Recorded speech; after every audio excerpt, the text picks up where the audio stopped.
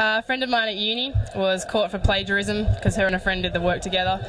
The lecturer basically said, yeah, you can have a second chance because we reckon it was a pretty legit mistake to make, so they got given a second chance.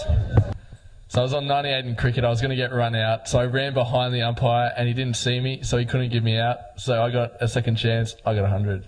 I had a second chance when the RTA took away my licence, and then they gave it back to me about 6 months later. So yeah, thanks. Alright, so this one time I was adventuring over in New Guinea, doing this mad mountain trek all around the place, and we got to this crucial part of our adventure where we had to cross a massive river, and all we had was this log. And it was okay because I'd seen a few people go over it. I was like only 10 at the time, so I was a little tacker, and I'd seen other people do it, so it was sweet.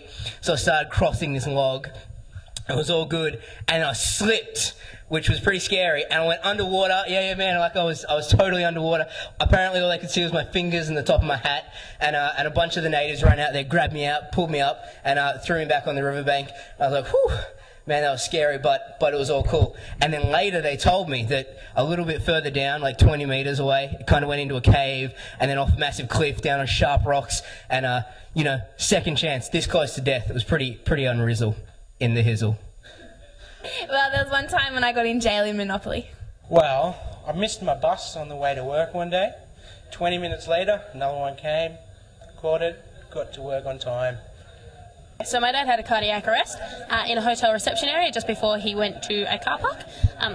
And in the reception there were like 3 or 4 doctors, a nurse, an ex-ambulance driver and someone who'd just done their first aid course. So they were able to give him CPR and call the ambulance and all of that sort of stuff. So he managed to survive with no brain damage or anything like that. So that was his second chance.